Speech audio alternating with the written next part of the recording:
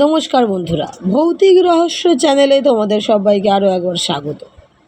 আজকে আমি তোমাদের জন্য যে গল্পটি এনেছি, গল্পটি পুরনো জিনিস, লেখক শীর্ষেন্দু মুখোপাধ্যায়। তাহলে চলো গল্পটা শুরু করি। মদনবাবুর একটা নেশা, পুরনো জিনিস কেনা। মদনবাবুর পৈতৃক বাড়িটা বিশাল, তার টাকারও অভাব নেই। বিয়ে টিয়ে করেননি বলে এই একটা বাতিক নিয়ে থাকেন। বয়স খুব বেশি নয়, 30-35-এর মধ্যেই। তিনি ছাড়া বাড়িতে একটি পুরনো রাঁধুনি, বামুন আর বুড়ো চাকর আছে। মদনবাবু দিব্যি আছে, ঝুট ঝামেলা নেই, কোথাও পুরনো জিনিস কিন্তু কিম্ভূত জিনিস কিনে ঘরে ডাঁই করেছেন তার হিসেব নেই। তবে জিনিসগুলো ঝাড়পোছ করে সযত্নে রক্ষা করেন তিনি। ইঁদুর, আরশোলা, উইপোকার বাসা হতে দেন না। ট্যাঙ্ক ঘড়ি, দেয়াল ঘড়ি, আলমারি, খাট, পালং, ডেস্ক, টেবিল, চেয়ার, দোয়ারদানি, নস্যির ডিবে, কলম, ঝাড়লণ্ঠ, বাসনপত্র সবই তার সংগ্রহে আছে। খবরের কাগজে তিনি সবচেয়ে মন দিয়ে পড়েন পুরনো জিনিস বিক্রির বিজ্ঞাপন। রোজ অবশ্য ওরকম বিজ্ঞাপন থাকে না, কিন্তু রবিবারের কাগজে একটি দুটি থাকেই। আজ রবিবার সকালে মদনবাবু খবরের কাগজ পড়তে পড়তে এক জায়গায় এসে উত্তেজিত হয়ে পড়লেন। ম্যাকফারলান সাহেবের 150 বছরের পুরনো বাড়ির সব জিনিস বিক্রি করা হবে। ব্রড স্ট্রিটে ম্যাকফারলান সাহেবের যে বাড়িটা আজও টিকে আছে, তার অবস্থা খুবই শোচনীয়, পোড়ো অবস্থা। কর্পোরেশন থেকে বহুবার বাড়ি ভাঙার নোটিশ দেয়া হয়েছে, কিন্তু বুড়ো ম্যাকফারলানের আর সরবার জায়গা ছিল না বলে বাড়িটা ভাঙা হয়নি। ওই বাড়িতে ম্যাকফারলানদের 3 পুরুষের বাস। জন ম্যাকফারলানের সঙ্গে মদনবাবুর একটু চেনা ছিল, কারণ জন ম্যাকফারলানেরও পুরনো জিনিস কেনার বাতিক ছিল। কিন্তু মাত্র মাস 5 আগে সাহেব মারা যান। তখনই মদনবাবু তার জিনিসপত্র কিনে নেওয়ার চেষ্টা করে, কিন্তু পারেননি। এক অবাঙালি ব্যবসায়ীর কাছে আগে থেকেই বাড়ি এবং জিনিসপত্র বাধা দেয়া আছে। সেই ব্যবসায়ী মদনবাবুকে সাফ বলে দিয়েছিল, উটকো ক্রেতাকে জিনিস বিক্রি করা হবে না, নিলামে চড়ানো হবে। মদনবাবু তার বুড়ো চাকরকে ডেকে বললেন, ওরে ভজা, আমি চললুম। দোতলার হলঘরটার উত্তর দিকে থেকে পিয়ানোটাকে সরিয়ে কোণে ঠেলে দিস, আজ কিছু নতুন জিনিস আসবে। ভজা মাথা নেড়ে বলে, নতুন নয়, পুরনো। ওই হলো। আর রাঁধুনিকে বলিস খাবার ঢাকা দিয়ে রাখে, যেন ফিরতে দেরি হতে পারে। মদনবাবু ট্যাক্সি হাঁকিয়ে যখন ম্যাকফারলানের বাড়িতে পৌঁছলেন, তখন সেখানে বেশ কিছু লোক জড়ো হয়ে গেছে। মদনবাবু বেশিরভাগ লোককেই চেনেন। এরা সকলেই পুরনো জিনিসের সমজদার এবং খদ্দের। সকলেরই বিলক্ষণ টাকা আছে। মদনবাবু বুঝলেন আজ তার কপালে কষ্ট আছে। আদৌ কোনো জিনিস হাত দেয়া যাবে কিনা সন্দেহ। নিলামের আগে খদ্দেররা এঘর ওঘর ঘুরে ম্যাকফারলানের বিপুল সংগ্রহরাশি দেখছেন। আসবাবপত্র থেকে শুরু করে ছোটোখাটো জিনিসের এক খনি বিশেষ। কোনটা ছেড়ে কোনটা ধরেন তা ভাবতে গিয়ে মদনবাবু হিমশিম খেতে লাগলেন। বেলা 12টায় নিলাম শুরু হলো। একটা করে জিনিস নিলামে ওঠে আর সঙ্গে সঙ্গে হাঁক ডাক পড়ে যায়। মদনবাবুর চোখের সামনে একটা মেহগিনির পালঙ্ক 10,000 টাকায় বিকিয়ে গেল। একটা কাঠ গ্লাসের পানপাত্রের সেট বিকিয়ে গেল 12,000 টাকায়। এছাড়া মুক্তমালার দাম উঠল 40,000। মদনবাবু বেলা 4টে অবধি একটা জিনিসও ধরতে পারলেন না। মনটা ভারী খারাপ হয়ে গেল। দর আজ যেন বড্ড বেশি উঠে যাচ্ছে।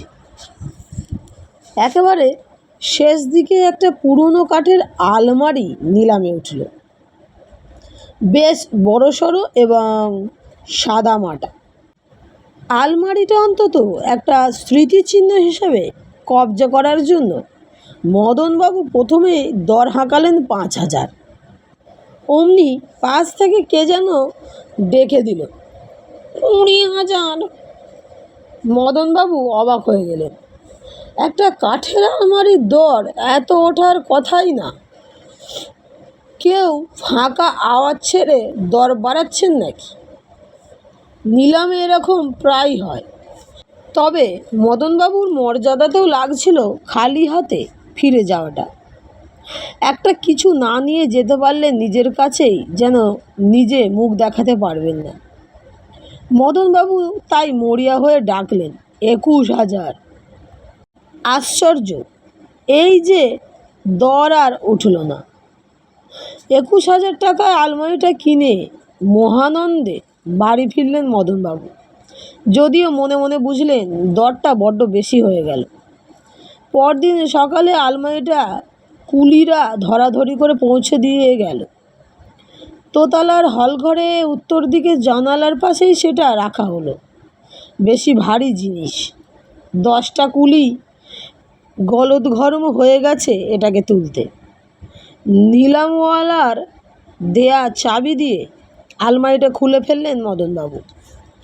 নিচে আর ওপরে কয়েকটা ড্রয়ার, মাঝখানে ওয়ারড্রব। মদনবাবু অনেকক্ষণ ধরে খুঁটিয়ে দেখলেন জিনিসটা বর্মা সেগুন কাঠের তৈরি ভালো জিনিস। কিন্তু 21,000 টাকার দরটা বেজায় বেশি হয়ে গেছে। তার আর কি করা? এ নেশা যার আছে তাকে মাঝে মাঝেই ঠকতে হয়। 21,000 টাকার কথা ভাবতে ভাবতেই ঘুমিয়ে পড়েছিলেন মদনবাবু। গভীর রাতে ম্যাকফার্লন সাহেবকে স্বপ্নে দেখলেন। বুড়ো তাকে বলছে, তুমি মোটেই ঠকনি, বরং জিতেছ। মদনবাবু ম্লান হেসে বললেন, না সাহেব, নিছক কাঠের আলমারির জন্য দর হাঁকাটা আমার ঠিক হয়নি। ম্যাকফার্লন শুধু ঘন ঘন মাথা নেড়ে বলল, না না, আমার তা মনে হয় না, আমার তা মনে হয় না। মদনবাবু মাঝরাতে ঘুম থেকে উঠে একবার জল খান রোজই। আজ ঘুম ভাঙল।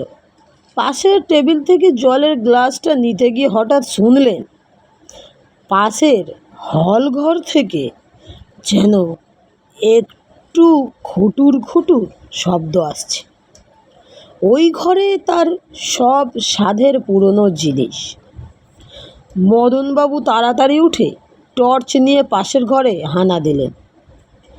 টর্চটা জ্বালাতে যাবেন এমন সময় কে যেন বলে উঠল, দয়া করে বাতি জ্বালাবে না, আমার অসুবিধে হবে। মদনবাবু ভারী রেগে গেলেন। টর্চের সুইচ টিপে বললেন, আচ্ছা আচ্ছা, নির্লজ্জ লোক তো, চুরি করতে ঢুকে আবার চোখ রাঙানো হচ্ছে। কে হে তুমি? চোরটা যে কে বা কেমন লোক তা বোঝা গেল না, কারণ টর্চটা জ্বলল না। মদনবাবু টর্চটা বিস্তর ঝাঁকালেন। নাড়লেন, উল্টে পাল্টে সুইচ টিপলেন, বাতি জ্বলল না। এ তো মহা ফ্যাসাদ দেখছি। কে যেন মোলায়েম স্বরে বলল, এত ঘাবড়াচ্ছেন কেন? মদনবাবু চোরকে ধরার জন্য আস্তিন গোটাতে গিয়ে টের পেলেন যে তার গায়ে জামা নেই। আজ গরম বলে খালি গায়ে শুয়েছিলেন। হেরে গলায় একটা হাঁক মারলেন, শিগগিরই বেরো, বেরো বলছি, নইলে গুলি করব।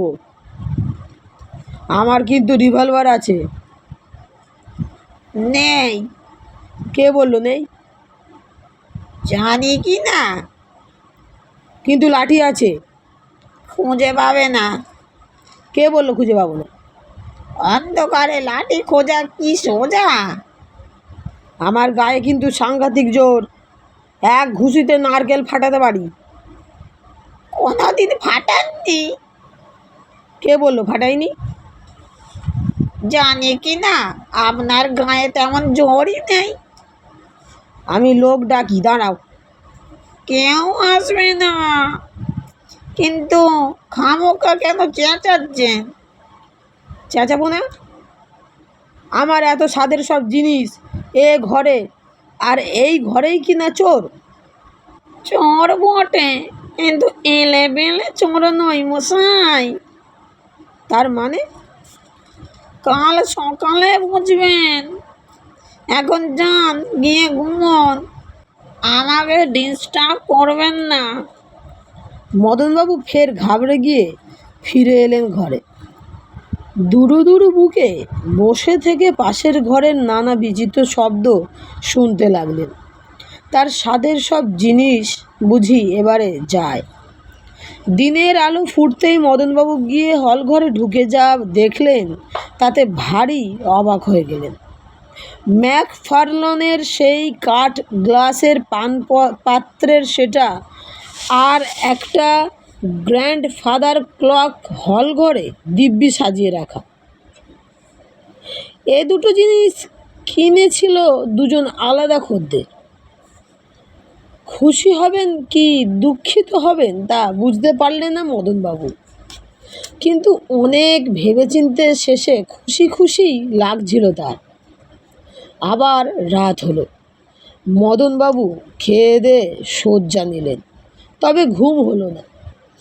এপাশ ওপাশ করতে করতে একটু তন্দা মতো এলো।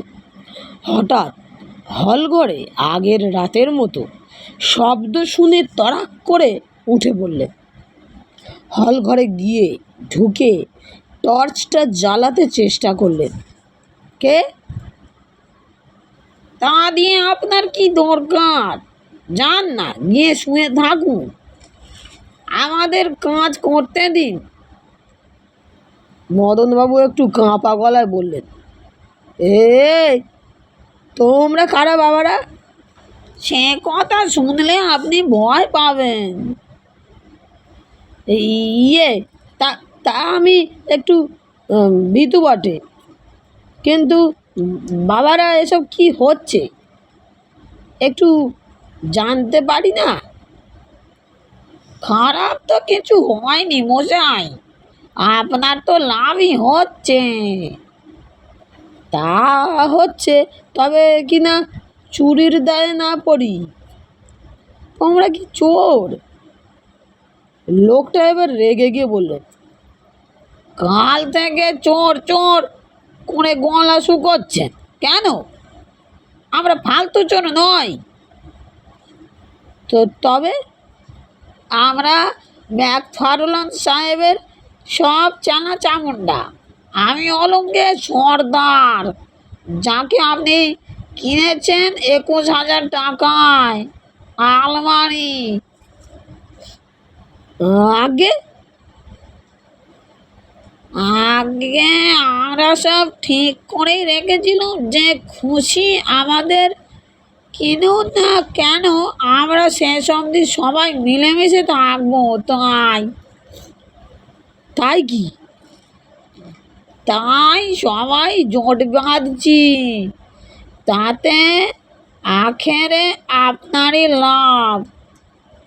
মদনবাবু বেশ খুশি হলেন, তবু মুখে একটু দুশ্চিন্তা প্রকাশ করে বললেন, কিন্তু বাবারা, দেখো যেন চুরির দায়ে না পড়ে। মেলা ফ্যাঁচ ফ্যাঁচ না করে যান না, নাকে তেল দিয়ে শুয়ে থাকুন গে, কাজ করতে দিন। মদনবাবু তাই করলেন, শুয়ে খুব ফিচিং ফিচিং হাসতে লাগলেন। হলঘরটা ভরে যাবে, দোতলা তিনতলায় যা ফাঁকা আছে তাও আর ফাঁকা থাকবে না। এবার 4 তলাটা না তুললেই নয়। বন্ধুরা, গল্পটি এখানেই শেষ। গল্পটি তোমাদের কেমন লেগেছে অবশ্যই আমাকে কমেন্টে জানাতে হবে। ভালো লেগে থাকলে বন্ধুদের সঙ্গে শেয়ার করে, আমার চ্যানেলটি সাবস্ক্রাইব করে, লাইক করে আমার পাশে অবশ্যই থাকতে হবে, যাতে আমি আরও নতুন নতুন গল্প তোমাদের শোনাতে পারি। তাহলে বন্ধুরা, আজকের মতো এখানেই শেষ করলাম। আবার দেখা হবে নতুন কোনো গল্প নিয়ে। আজকের মতো বিদায়। সবাই ভালো থেকো, সবাই সুস্থ থেকো, সবাইকে ভালো রেখো।